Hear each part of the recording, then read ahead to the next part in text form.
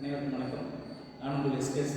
Sir நம்ம இந்த video என்ன சார் பார்க்க போகிறோம் அப்படின்னா மின்வேதியியலில் ஃபார்முலா தெரியணும், சரியா?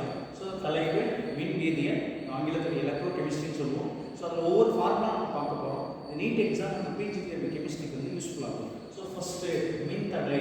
ஸோ மின்தடை R equal to rho into L by A, இதோட யூனிட் வந்து ஓ.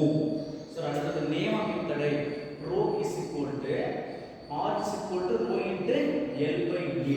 So, கடத்து திறன் C சொல்லுவாங்க, கண்டென்சன் C is equal to 1 by R. இதோட யூனிட் O inverse அல்லது மோல் சொல்லலாம். நேம கடத்து திறன் கப்பா is equal to 1 by rho. இதோட யூனிட் சீமென்ஸ் சென்டிமீட்டர் இன்வர்ஸ். மின்கலம் மாறிலி செல் கான்ஸ்டன்ட் சொல்லுவாங்க, G star is equal to L by A. Sir அடுத்தது மோலார் கடத்து திறன், மோலார் கடத்து திறனுக்கு lambda is equal to K by C. So இது என்ன பண்ணலாம்னா C னா செறிவு, அப்ப K into 1000 divided by molar அப்படின்னு சொல்லலாம். சமான கடத்துத்திறன் lambda is equal to equivalent conduction K into 1000 divided by V சொல்லலாம். கோல்ராஸ் விதிக்கு சொல்லலாம் lambda m NaCl is equal to lambda naught Na plus lambda naught Cl minus.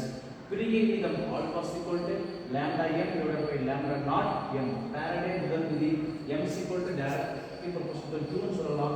m னா நிறை, q னா சார்ஜ்.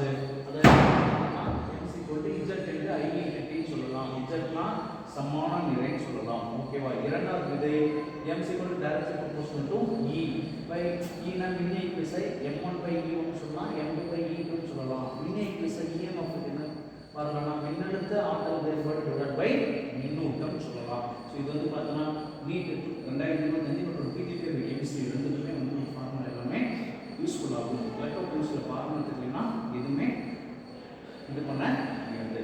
தேங்க்ஸ் ஃபார் வாட்சிங்.